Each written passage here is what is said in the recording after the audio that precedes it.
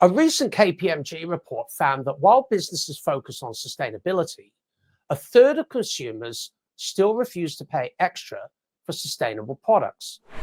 To explore what's driving this resistance, we are joined by Anson Bailey from KPMG China and Anna Lin from GS1 Hong Kong. What is really driving people to pay more for sustainable products?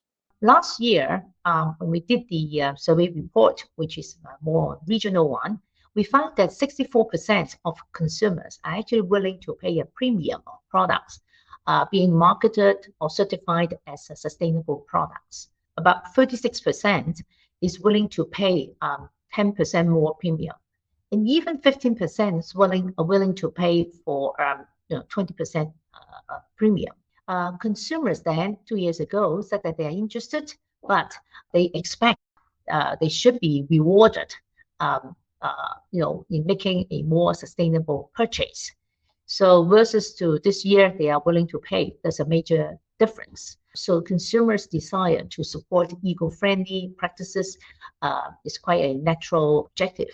And this is particularly true for millennials and Gen Z consumers, as they are experiencing the disruptive impacts of climate change in their lives as well.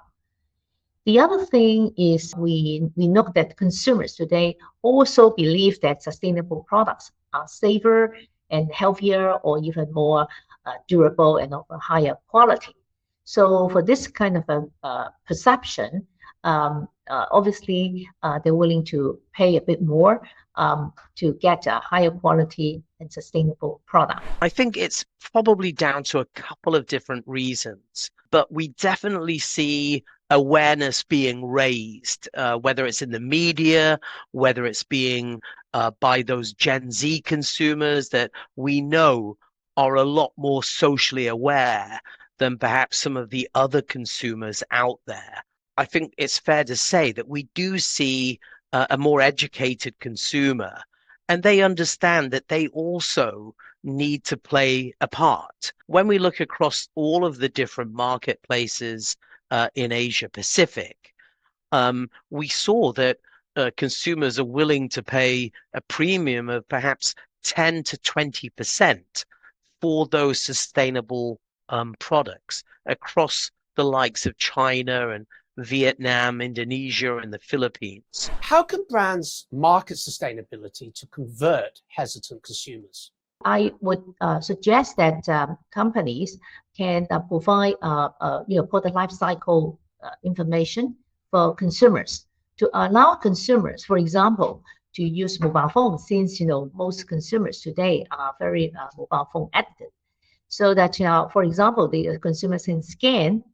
You can use a mobile phone to scan QR code on the product, and to allow consumers to understand the transparency of sustainability or circularity of the product on the products that the consumers intend to buy. I think if brands are able to provide that kind of a transparency end-to-end of how the products being manufactured and distributed and sourced, for example, whether they're using sustainable packaging, whether the product is recycled, etc., this would help to enhance the brand's image from the consumer's perspective. They absolutely need to be authentic. They need to be very open and honest with regards to their supply chains. We know that those consumers today are expecting a lot more waste reduction and recycling to take place. They're also looking at sustainable sourcing of raw materials, the likes of using eco-friendly packaging. And, they're also looking for those brands and retailers to have, a climate action plan and a carbon footprint reduction plan as well. So again, I think communication is really, really key. But as I said, it really is about being open and honest in dealing with those consumers, because there's so much data out there today, and those consumers also have access to all of those different data points. So, they know if you are telling the truth or not, or whether it's just marketing spin. And I think that is the issue right now, because we do hear about a lot of cases of greenwashing. How can companies balance sustainability costs with consumer pricing expectations? I don't think, going green means that there must be an increase in cost. For example, there's a leading fast food chain whom we have been working on to use the electronic scales and the real-time track and trace portal in their food production line. And the whole process, of course, also use the IoT, Internet of Things devices. So all this would help to manage the yield and the wastage of the food. I think this is important because from that project, our experience is the manufacturer is able to reduce up to 10% of the food loss, as well as increasing 20% in the efficiency of the production.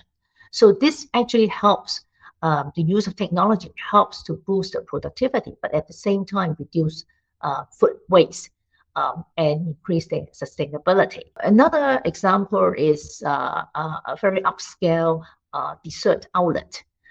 They also adopt a series of smart technologies like the IoT sensors, the electronic form, and again, our traceability portal. And this helps the management to monitor the use of energy, for example, water, electricity, etc. And it helps to save about 5% of this energy to reduce carbon footprint. So by saving the energy and also to reduce the ingredient loss, it helps to reduce the carbon emission, but at the same time, lower the production costs by use of technologies.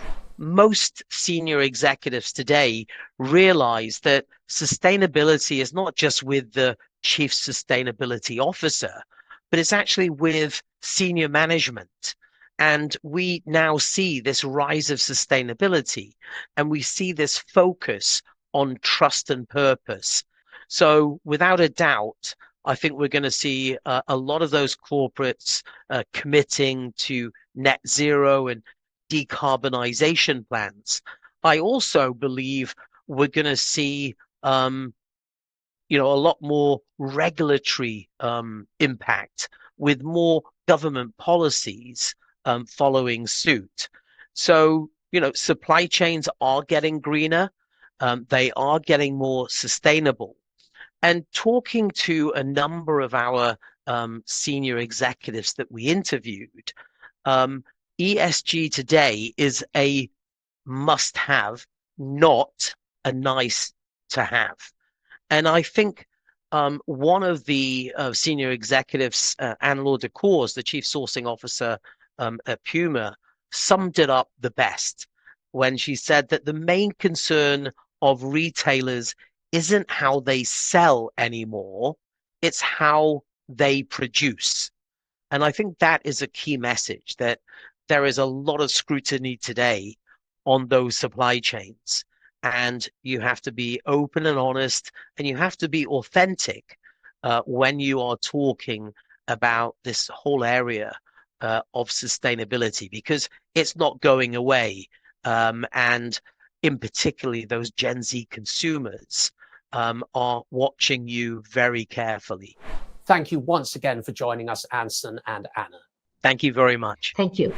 Again, our guests were Anson Bailey, partner at KPMG China, and Anna Lin, chief executive at GS1 Hong Kong. For more news, please visit retailasia.com.